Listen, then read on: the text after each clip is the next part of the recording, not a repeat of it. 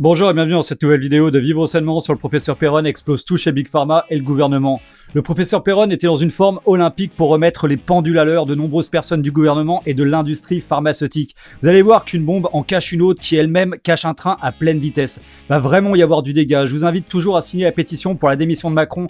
Nous devons atteindre le million de signataires au plus tôt. Je vous invite également à partager cette vidéo un max car la censure me guette de plus en plus chaque jour. Je vous remercie aussi de votre aide pour ma cagnotte afin de rester indépendant avec mes vidéos qui sont démonétisées. Une dernière chose, venez nous rejoindre sur la page Facebook de la chaîne. Je vais faire une annonce très importante dans 15 jours que je ne peux faire que sur Facebook. Alors, rejoignez-nous. Allez, on commence tout de suite par une intro explosive. C'est un livre qui provoque la fureur de nombreux professionnels de santé qui vous accusent pêle-mêle de complotisme, de mensonges. Surtout, vous reprochent d'avoir dit on aurait pu éviter la mort de plusieurs milliers de personnes en France dans cette crise de la Covid-19. Vous maintenez ces affirmations. Tu m'étonnes, la fureur. Le gars, il a choisi le bon mot. C'est carrément la fureur qui envahit les plateaux depuis que ce livre est sorti. Le professeur Perron balance tout sur tout le monde. Franchement, le monsieur, il semble réservé, honnête, très timide. Alors, je pense que cette histoire a dû sérieusement lui chauffer les oreilles parce que là, il envoie du lourd, mais alors du très lourd. Genre, tu pètes ta balance quand tu mets le bouquin dessus. Et le mieux dans tout ça, c'est que tout est prouvé. On m'a accusé de tas de choses horribles écrites dans ce livre, et les gens n'avaient pas encore lu le livre, parce que comme il avait du succès, il était en rupture de stock. Donc avant même de le lire, ils ont mis dans ma bouche des propos que je n'ai jamais tenus. Il n'y a aucune diffamation dans ce livre. Tout ce que je dis est sourcé dans les gens qui l'ont lu, ont été impressionnés, parce que tout ce que j'affirme, il y a les références, les preuves à la fin. Oui, mais ne vous inquiétez pas, mon cher monsieur, vous accusez sans preuve est le job de certains et ils excellent dans le domaine. Regardez Michel Onfray et son excellente revue Front Populaire que je vous recommande fortement. Bah, c'est exactement pareil. Ils l'ont accusé de nazisme 15 jours avant que la revue ne sorte. Ils disaient que c'était une revue d'extrême droite alors que Michel Onfray est de gauche libertaire. Mais évidemment, quand des opposants à la dictature en marche se présentent, il faut les détruire médiatiquement. Et c'est là que des pseudo-philosophes apparaissent, entre autres. C'est vrai que c'est un coup de colère parce que cette gestion a été calamiteuse. Il n'y a jamais eu de décision. Vous dites un confinement qui confine à la bêtise. Je reprends le titre du chapitre, ouais, par exemple. C'est de tout, le confinement, les masques, les tests, les traitements. On n'a jamais pris de décision. La seule action que j'ai vue, c'était on compte les morts et on attend. Bah oui, parce que compter les morts, ça fait peur. Et la peur rend moutonnable, vous transforme en mouton qui suit aveuglément les ordres des dictateurs. Avancez, messieurs, dames, le ravin est juste droit devant vous. Avancez encore un peu, on fait une petite photo. Un petit pas en arrière, encore un autre petit pas. Allez, allez. Au revoir, messieurs, dames. On ne disait jamais ce qu'on allait faire. Oui, on est en train d'évaluer, on va faire, on va tester. On aura des résultats, des traitements dans plusieurs semaines, plusieurs mois. Et on ne gérait pas au quotidien. Tous les jours, à une époque, il y avait 500 morts par jour. Et là, énorme fake. Il dit 500 morts par jour. Mais quel fake énorme, professeur Perron. Demain, ça va passer dans tous les médias, sur tous les journaux de propagande. Le professeur dit 500 morts par jour, alors que nous en avions environ 1000 par jour pendant une longue période, avec des pics à 1500 morts par jour. Évidemment, les autres médias et leurs torchons à la recherche de fake pour détruire le professeur Perron ne retiendront pas cet élément, car ils se tireraient une balle dans le pied. Et oui, effectivement, il dit qu'il y a moins de morts. Mais dès le début, ils savaient, mais alors par exemple sur les masques, il n'y avait pas de masques, ils le savaient très bien, parce que c'est eux qui avaient, pas eux, c'était un peu, il y a eu plusieurs gouvernements en cause là-dedans, mais moi en 2011, j'avais signé un rapport quand je présidais le Haut Conseil de la Santé publique, qui avait été fait à la demande du gouvernement pour dire comment gérer les stocks de masques. Quand j'ai relu ce rapport plusieurs années après, je suis fier de ce que j'ai écrit, tout était écrit, comment faire tourner les stocks, etc. Après, il y a des hauts fonctionnaires qui ont dit les masques, on s'en fout, poubelle. Bah oui, mais les masques aussi, c'est marrant au carnaval, tu veux jouer à Star Wars dans ton pote, bah c'est cool, ton copain pue vraiment de la bouche, un masque ça arrange tout, mais si tu fais de la médecine, t'es un savant fou attiré par le pognon et que t'as envie qu'un virus se répande, bah un masque c'est un problème. Alors on le fout au feu et on dit qu'ils sont périmés. C'est plus simple, de toute façon, qui pourra vérifier? Ils sont tous en cendres. Au début, j'ai jamais dit c'est une grippette où il y a des millions de morts. Moi, je regardais ce qui se passait en Chine. Je voyais que la mortalité globale était très faible, mais que les personnes âgées, les gens à risque, avaient une mortalité très élevée. Donc, moi, je suis resté sur cette ligne. Préparons-nous. Mais je vois qu'on n'était pas du tout préparés. Alors... Ah non, mais professeur Perron, bien sûr qu'on était préparés. On était préparés à ne pas être préparés. C'est là la différence. C'est genre, bon alors les masques tous brûlés, t'es sûr hein? Faut pas déconner avec ça. Hein. Les tests, on n'a pas commandé, j'espère. Les blues et les charlottes bouffés par les rats, hein? Bah alors super. Maintenant, il nous reste plus qu'à désinformer le public. Et là où je dis que c'est un peu un mensonge d'État, c'est qu'au lieu de dire en janvier, février, bon, excusez-nous, on n'a pas prévu, on voulait commander des masques, on ne l'a pas fait, de dire la vérité aux Français, de dire voyez comment vous pouvez vous débrouiller, fabriquer vos masques tout seul en attendant qu'on en commande, ou je sais pas, mais de mentir aux Français en disant les masques ne servent à rien, C'est ça que je reproche. Oui, mais ça, c'est des phrases coupées de leur contexte. Ils disaient les masques, ça sert à rien. Mais en fait, ils pensaient à les masques, ça sert à rien, d'essayer de vous en procurer. On a tout détruit, on n'a rien commandé. Ce qu'on a commandé n'arrivera pas, même chez ton médecin, même dans les hôpitaux. Prépare ton testament, on vient te taxer dans ton cercueil. Vous dites, et c'est d'ailleurs le sous-titre du livre, vous parlez d'incompétence et d'arrogance. Oui. De qui ? Mais à la fois des experts, du gouvernement, les Français sont en colère parce qu'ils voient qu'au jour le jour, on leur a un petit peu bourré le mot en disant tout va bien, attendez braves gens, on s'occupe de vous, on va prendre des décisions quand il fera beau. Mais il n'y a jamais eu de décision de prise. C'est clair que niveau arrogance, on a des champions au gouvernement en mode vous les gueux, vous comprenez rien, mais alors rien du tout. Écoutez ce qu'on vous dit, on va vous attacher à un arbre et vous allez bosser jusqu'à 60 ans. Et après, quand on n'aura plus besoin de vous, on vous emmènera dans un très joli pays, le Rivotril, un pays enchanteur. Comme dans un rêve, tu t'endors paisiblement. Alors est-ce qu'on peut dire pour autant, et c'est ce que vous avez dit, on aurait pu sauver 25 000 vies, ou en quelque sorte on a laissé mourir, à l'inverse, c'est ça que ça veut dire, on a laissé mourir 25 000 personnes. Je ne dis pas maintenant après les courses, je l'ai dit au début. Au début, je ne suis pas allé sur les plateaux de télé parce que j'avais confiance, je pensais que tout allait bien. Quand j'ai vu que ça commençait à dérailler, j'y suis allé en disant, il y a des données très solides sur la chloroquine en Chine, il y a Raoult qui commence à en parler, ça a l'air de marcher. Faisons des stocks tout de suite. Mais faire des stocks de chloroquine, pourquoi ? C'est super dangereux la chloroquine quand même. J'ai regardé Patrick Cohen et il disait avec plein de docteurs, souvent de chez Gilead, que la chloroquine était dangereuse. Que t'allais mourir, t'allais pisser en 14 couleurs, tu serais le soleil et le soleil serait la lune. Fukushima est la petite amie de la chloroquine. La chloroquine a étranglé 2 ours la nuit dernière. Bah ouais, mais ça c'est de l'info. Hein. Tous les pays du monde ont fait des stocks. La Grèce immédiatement a demandé à son industrie de fabriquer de la chloroquine en masse. Ils ont des mortalités très faibles. Prenons les mesures de prévention. Ça n'a pas été fait. Et on a laissé, on attend, on fait des essais. Le ministère s'est vanté que la France est le pays qui a fait le plus d'études de recherche clinique sur les médicaments. Oui. Mais on n'a toujours pas les résultats. Non, mais les résultats, ils sont sur la route, ils sont à dos de chameau qui remontent la Loire à la nage. Ils doivent ensuite venir à cloche-pied en chantant sur la route de Louviers, galopette une fillette. Quand le loup l'a rencontré, il s'est dit faisons dinette les babines retroussées. Voici la méchante bête qui s'apprête à dévorer les résultats de toutes ses études. Agnès Buzyn, qui était ministre de la Santé à ce moment-là, a dit devant la commission parlementaire, on était prêt, on avait anticipé, je n'ai rien à me reprocher, on a été même meilleur que les autres. Le général Gamelin, il a dit la même chose au moment de la débâcle de 40. On était prêts, mais on n'avait rien fait. Ah si, elle a dit qu'on était en avance sur toute l'Europe. On était les premiers avec l'Institut Pasteur à proposer un test qui fonctionnait. Donc le test, on l'avait bien. Mais on en avait 14. Alors bon, du coup, ça n'a pas servi à grand-chose. Mais en fait, des tests, on en faisait 2000 par jour. Alors que nos voisins allemands, on faisait 50 000 par jour. Résultat, 4 fois moins de morts chez les Allemands. C'est pas une spécialiste des maladies infectieuses. Elle a été mal conseillée. C'est ça que je reproche. Dans mon livre, si vous regardez, j'explique comment on a démantelé toutes les structures qui étaient capables de gérer l'urgence sanitaire pour des raisons d'économie, de soi-disant de séparation des pouvoirs et des experts.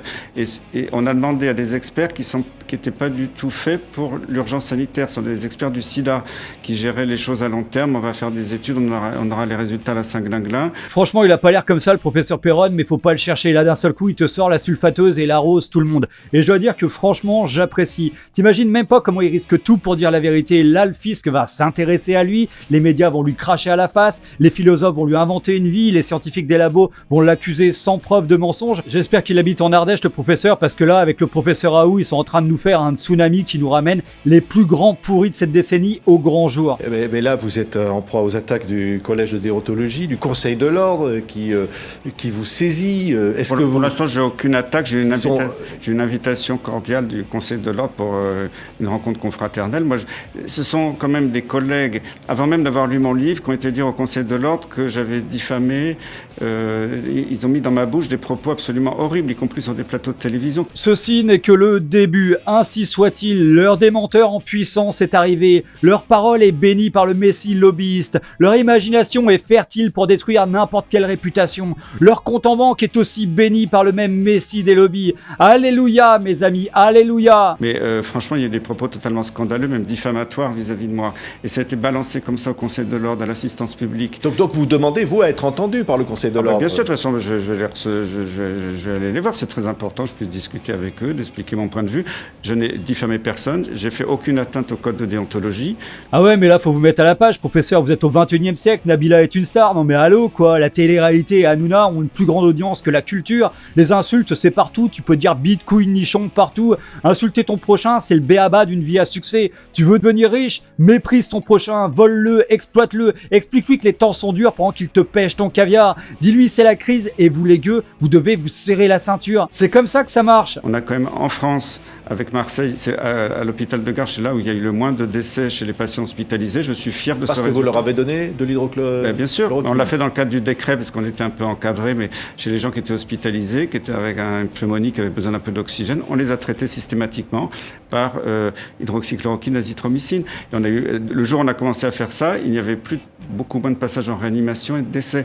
C'était spectaculaire. Même les aides-soignants, les infirmiers de mon service l'ont vu du jour au lendemain. Oh, c'est chaud ça, c'est comme si ça marchait la chloroquine, dis donc. C'est comme s'il y avait que 0,5% de mortalité dans le service du professeur Raoult contre 20% dans toute la France. Non mais il doit halluciner le professeur Péronne. Les médias, les politiciens, les médecins de plateau ne pourraient quand même pas nous mentir là-dessus. Tous les soirs, sur tous les plateaux télé, pendant leurs heures en continu de propagande, répétitive, patati, patata, blablabla. Il est l'heure de redormir, le marchand de sable a passé. Oh, oh, oh. Évidemment.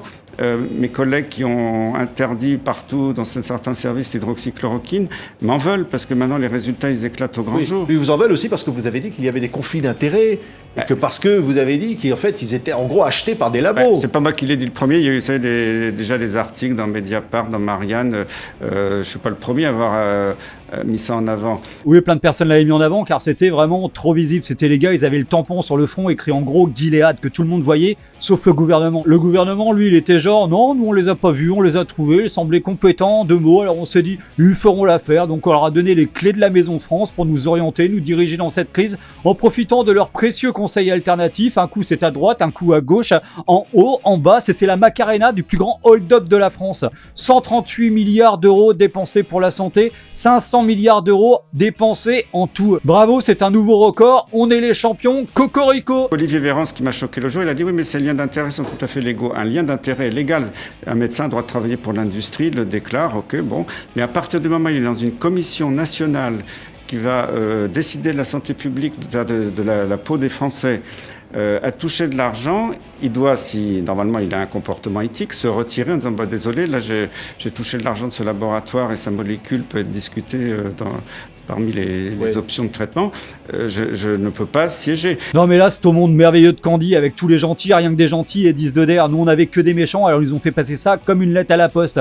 Tu bosses avec Gilead, embauché. Tu bosses avec AbbVie, embauché. Tu bosses avec Merck, t'es embauché toi aussi. T'es un scientifique de renommée mondiale, un expert des maladies infectieuses. Bon on te laisse une place si tu veux, mais de toute façon on te laissera pas parler. De toute façon t'es le seul. Et même si t'es Marseillais, bah là t'es à Paris. Et le ministre, et ça j'en veux beaucoup au ministère de la Santé, aurait dû vérifier avant de s'appuyer sur ces experts, que ce soit le conseil scientifique, que ce soit le Haut Conseil de la santé publique, où beaucoup ont des conflits d'intérêts majeurs avec les laboratoires, dont le laboratoire Gilead ou même AbbVie et Abbott qui sont concernés là-dedans, ils auraient dû vérifier et les exclure de ces commissions. Oui, mais là, faut excuser Véran et Philippe, ils étaient indisposés pendant cette période. Je viens juste d'apprendre la nouvelle, ne le répétez à personne, c'est un secret. Ils étaient enceintes, et oui, c'est pour ça, ils pouvaient pas tout voir avec discernement. On a l'impression que c'est des pourris, mais non, ils étaient vraiment enceintes. Ils ont accouché la semaine dernière dans le plus grand des silences. 2 jolies truies sont nées. La première s'appelle J'ai vendu, et la deuxième, Mon âme au diable. C'est des prénoms pas très courants, mais bon, prédestinés. C'est passible de la justice, ce n'est pas normal.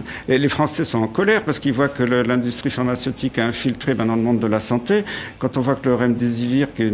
Pour finalement, vous dites, pour favoriser un traitement, un vaccin... Voilà, donc là, on peut bien voir que dès le professeur Péronne commence à parler du remdesivir, d'un seul coup, le journaliste part au quart de tour. Il sait même pas quoi dire, mais son intention est vraiment d'empêcher le professeur de parler de la pilule magique de Gilead à 3 000 € la semaine de traitement. Mais vous allez voir que le professeur va très vite revenir en force dessus. Effectivement, l'hydroxychloroquine, l'azithromycine, ça coûte rien. Ils veulent absolument caser le remdesivir, qui est une molécule qui a montré qu'elle ne marchait pas du tout sur la mortalité. Ils ont quand même truqué aux États-Unis l'étude en cours de route quand ils voyaient que ça ne marchait pas sur la mortalité. Ils ont changé les critères d'évaluation. Donc on a menti en disant que l'hydroxychloroquine ne marchait pas. Oui. parce que l'hydroxychloroquine, ça marche. C'est prouvé, l'étude de Raoult, elle est parfaite. Vous avez vu encore comment le journaliste change de sujet rapidement quand le professeur parle du remdesivir. D'un seul coup, il revient avec une galipette sur la chloroquine. Alors que bon, au final, comme dit le professeur, le remdesivir n'a jamais sauvé une seule vie, est bourré d'effets secondaires, et le seul effet positif qu'il a, c'est de remplir les poches de beaucoup de monde. Là, cet effet est absolument indiscutable, même si normalement, si le professeur Raoult n'avait pas été là, il aurait fait des riches par dizaines de milliards d'euros de bénéfices. Imagine à 3000 € la semaine de traitement. En France, 167 000 cas de personnes infectées. Ça aurait représenté un marché minimum de 500 millions d'euros. Là, je peux te dire que tout le monde aurait pris du remdesivir, même toi avec ta grippe. Quand on dit qu'il fallait un placebo pour le démontrer, je rappelle que l'OMS a écrit des rapports, quand est-ce que c'est éthique ou pas de donner un placebo. À partir du moment où en Chine et sur les premières études de Raoult, on voyait que la chloroquine marchait, c'était plus éthique de faire un placebo. Je rappelle également que les grandes avancées de l'infectiologie se font à base d'études observationnelles dans plus de 90% des cas. C'est-à-dire qu'on traite les patients et on étudie leurs effets par la suite. Les essais cliniques sont presque imposés par les labos avec des protocoles très bizarres. Car en fait, en infectiologie, c'est soit tu as une charge virale positive, soit tu l'as plus. Et dans ce cas-là, tu es guéri. Donc le placebo, en fait, on s'en fout un peu. Le principal, c'est que des gens soient soignés, surtout en période de guerre. Alors maintenant, ce que je trouve dégueulasse, c'est que mes collègues, oui, mais à Marseille, Raoult, il a planqué les malades graves et il les a pas mis dans l'étude, il les a envoyés ailleurs pour mourir. Alors, les malades graves de Marseille auraient pris le train pour aller mourir dans une autre ville où il les aurait jetés dans la Méditerranée.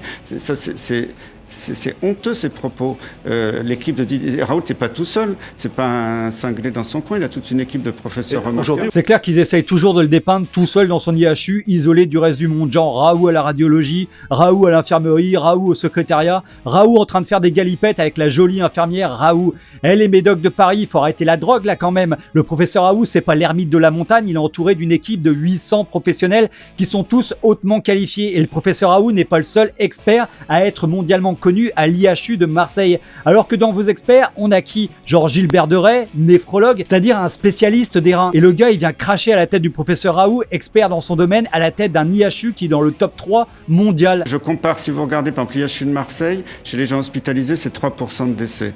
En France, c'est 20% de décès. Si vous comparez le Portugal et l'Espagne, qui sont très proches, l'Espagne, on dit, n'a pas donné de consigne de traitement, n'a pas recommandé la chloroquine. Le Portugal, dès le début, ils ont dit aux médecins, tout le monde sous chloroquine dès qu'il y a un début de pneumonie. Ils ont une létalité qui est ridicule, quelques pourcents. Pareil au Maroc. Oui, mais là, ils vont dire c'est parce qu'en faisant la moitié de 18 au carré du radis divisé par 2 avec une tranche de persil assaisonnée d'1 litre d'eau moins son seau, multiplié par le carreau rectangulaire de Pythagore, on obtient que demain, il va certainement pleuvoir et que le poisson sera loin, très loin, hors de l'eau, dans un univers parallèle où tu n'entendras plus jamais parler du poisson. S'il reste des personnes qui comprennent encore quelque chose, prenez un cachet, vous oublierez. Et ce qui est, je trouve très surprenant, c'est que les pays les plus riches, qui ont été le plus sous l'influence de l'industrie pharmaceutique, sont les pays où la mortalité est la plus élevée. C'est très choquant. Quand on dit que la France était la meilleure médecine du monde, la médecine française est tombée dans le caniveau. Heureusement que les médecins généralistes français, c'est eux qui ont tenu la barque. Avec tous les soignants, je leur rends hommage. Et oui, bravo à tous ces héros qui se sont battus tous les jours pour sauver des vies, alors qu'ils n'avaient pas de matériel médical, pas de protection, pas de traitement, étaient obligés de faire des choix. Genre Marcel, désolé, toi tu vas mourir. On n'a plus de place. Et toi Emmanuel, tu seras sauvé parce qu'on va t'envoyer en clinique privée où il reste énormément de place pour les riches. Vous dites que la médecine française est tombée dans le caniveau. Oui. Je reprends votre expression. Oui, parce que regardez la létalité en France du Covid est la plus élevée du monde, 18,4% contre 5% aux États-Unis, moins de 5% au Brésil. Donc il y a beaucoup de désinformation là-dessus. La France a été extrêmement mauvaise et comme par hasard, c'est le seul pays au monde à avoir interdit l'hydroxychloroquine. Et oui, cocorico, on est des champions du monde. Et oui, mes amis, nous avions tout, un gouvernement de pros qui nous a plongé dans ce record, des conseils de professionnels de laboratoires pharmaceutiques qui nous ont clairement aidés à dépasser nos limites, des médias qui nous ont totalement désinformés pendant cette période. Vraiment, c'est un travail d'équipe. Tout seul, on ne fait rien, mais ensemble, nous battons des records. Bravo le gouvernement, bravo les médias, bravo les scientifiques des labos. Alors restez bien avec nous pour la dernière séquence, vous allez voir que le professeur Perron, il était venu avec un caddie rempli de bombes lacrymo. Ça va piquer des yeux encore. Faites péter encore d'autres popcorn si vous avez tout fini parce que vraiment ça vaut le coup. Abonnez-vous également à la chaîne et rejoignez-nous sur Facebook pour rester en contact si la chaîne venait à être suspendue, car oui, ça pourrait arriver. Partagez aussi cette vidéo massivement sur les réseaux sociaux car ma chaîne fut limitée en diffusion sur le sujet de la crise. Un dernier Dernier point, j'ai ouvert une cagnotte en ligne pour tous ceux qui pourraient m'aider pour rester indépendant avec mes vidéos qui sont démonétisées. Je vous remercie vraiment tous d'avance. Bon, maintenant je sais qu'aux États-Unis, Fauci a repris la main en interdisant aussi l'hydroxychloroquine aux États-Unis parce qu'il était furieux de voir que les traitements marchaient très bien aux États-Unis, que la létalité était faible aux États-Unis, parce que lui veut la promotion du remdesivir et du vaccin. Voilà, donc le pavé est lancé dans la mare, la pioche dans la télé, le Fauci est pourri, ne travaille que pour gagner du pognon. C'est terrible comme déclaration, mais je crois qu'il n'est pas très loin de la vérité. De grosses enquêtes vont démarrer aussi aux États-Unis et je pense que si le Fauci s'en sort, ça veut dire que le monde restera pourri dans un sale état. Ça saute tellement aux yeux des Français aujourd'hui. Avant, les Français faisaient confiance dans leur médecine, Et je rends hommage à 99% des médecins sont remarquables en France. Mais il y a une petite élite qui travaille main dans la main avec l'industrie, qui sont des leaders d'opinion, qu'on manipule un peu tout le monde. Et c'est ça que je dénonce. Moi, je ne peux pas accepter qu'on joue avec la santé des Français. Les Français sont très en colère aujourd'hui. Ils veulent comprendre ce qui s'est passé. Et j'ai comme l'impression que le peuple veut trouver les coupables de ces dysfonctionnements mortels et les juger. L'affaire est tellement grosse et la corruption est tellement évidente et criante. C'est genre, on voit des flèches pointées de partout vers les coupables. C'est genre, elle est où Odile dans la cité de la peur? Elle est là, elle est là, elle est là. Bah je la vois pas. Mais si elle est là, elle est là, elle est là. Bah je la vois toujours pas. Voilà, et donc les aveugles de service sont au gouvernement, dans les médias et autres experts qui ont créé cette situation macabre et nous ont pillés. Vous ne craignez pas de sanctions? Comment on peut me sanctionner alors que j'ai guéri plus de gens que partout ailleurs en France? J'ai respecté le serment d'Hippocrate. Il y en a qui l'ont oublié, je pense, là-dedans. C'est le malade avant tout, plutôt que de se mettre de l'argent dans la poche. Donc là franchement, si on me reproche, j'ai attaqué aucun médecin, j'ai fait aucune diffamation. Je vois pas ce qu'on peut me reprocher. Vous inquiétez pas, professeur, ils vont vous trouver vraiment plein de trucs à vous reprocher. Genre la fois où t'as cramé la poêle de ta femme avec la saucisse de Morteau. Ah, franchement, ça t'en avait pas parlé dans les médias. Ah ouais, d'un seul coup, silence radio. La saucisse de Morteau, il y en a plus. Toute noire, la saucisse. En plus, la poêle, il l'avait décapée avec l'éponge métallique, pas du tout adaptée aux poêles de cuisine. Du coup, la poêle capoute, dead, il y en a plus. Et sa femme, elle était déprimée. Après, pendant 2 jours. Comme quoi il sélectionne vraiment ce qu'il dit le professeur, on ne nous dit pas tout. Et vous, qu'en pensez-vous? Voilà, cette vidéo est terminée pour aujourd'hui, j'espère qu'elle vous a plu. Si c'est le cas, cliquez sur j'aime et partagez massivement sur les réseaux sociaux. Abonnez-vous à la chaîne si ce n'est pas encore fait et à une prochaine fois pour une prochaine vidéo sur Vivre sainement.